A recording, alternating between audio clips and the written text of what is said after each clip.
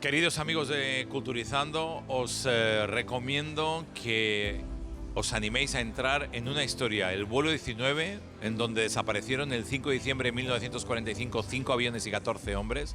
Esa misma noche Estados Unidos montó una de las misiones de rescate más grandes de la historia, con 300 aviones y casi 40 barcos. Desapareció otro avión más. Ese día en total desaparecieron 6 aviones y 27 hombres, pero no solo eso. 21 días después, hasta aquí todo es verídico y lo que os voy a contar también, 21 días después, al hermano de uno de los desaparecidos le llegó un mensaje que decía: te están informando mal sobre mí, estoy muy vivo, y firmaba como le llamaba su madre de pequeño, su madre que por cierto había muerto años antes, en 1942.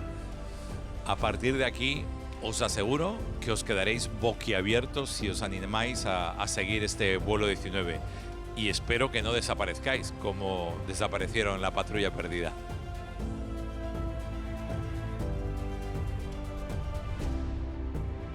Si me preguntas si existe el Triángulo de las Bermudas, es cierto que en ese triángulo que forman Miami, Bermudas y Puerto Rico, y que eso es el cierre del triángulo, es cierto que han desaparecido cientos de barcos y de aviones, y que hay muchísimos casos sin explicación. Otros sí que se han podido explicar, pero hay muchísimos que no tienen explicación. Bueno, no sé realmente si existe o no el Triángulo de las Bermudas, pero eso es una realidad. Han pasado muchas cosas ahí. ¿Qué pasa con el vuelo 19 y el Triángulo de las Bermudas? Porque técnicamente el primer gran vuelo desaparecido en el Triángulo de las Bermudas fue el vuelo 19. A pesar de que del Triángulo de las Bermudas como tal no se habló hasta 5 años más tarde, hasta 1950. Bueno, pues yo creo que el vuelo 19, y con esto no os desvelo nada, no desapareció en el Triángulo de las Bermudas.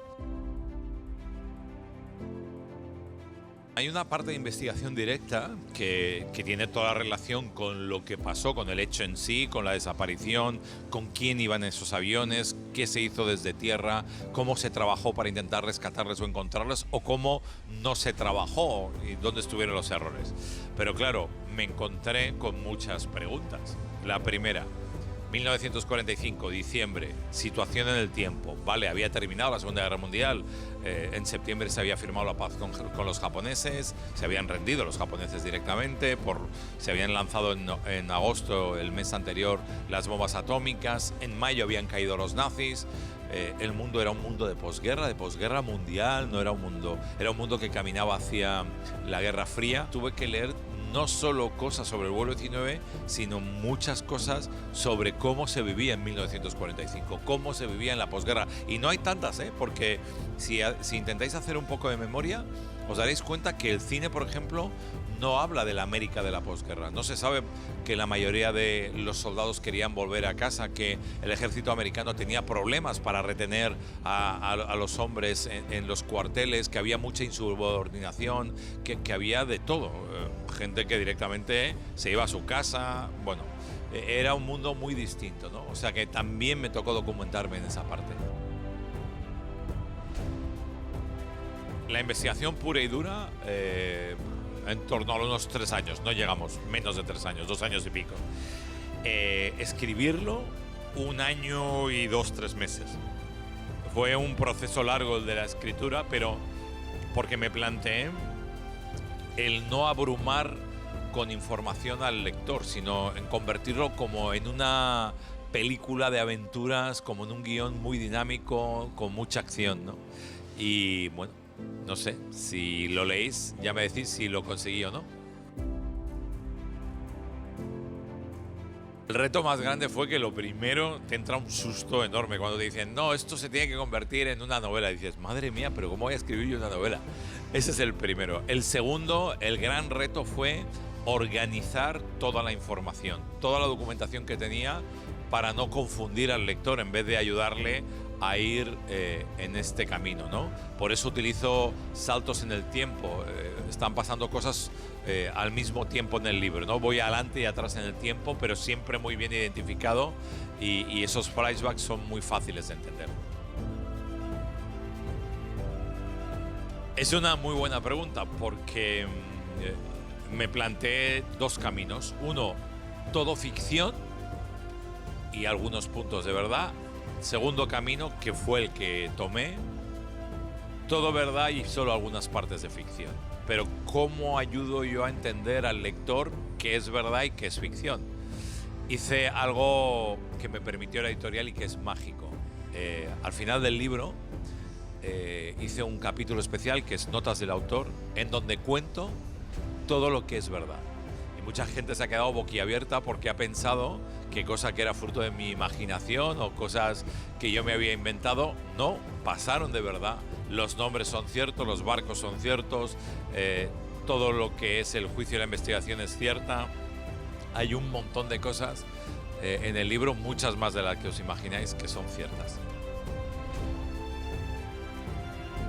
El principio de todo está probablemente cuando yo debía estar entre los 12 y 14 años. Cayó un libro en casa, en la biblioteca de mis padres, que era El Triángulo de las Bermudas, de un señor que se llama Berlitz. Y en ese libro, la primera historia hablaba del vuelo 19. Hablaba de una desaparición en un lugar, en un punto remoto, en el Caribe, y me pareció fascinante. Por alguna razón que desconozco, esa historia prendió en mí y me quedé muy obsesionado. Después la encontré en una película de Steven Spielberg.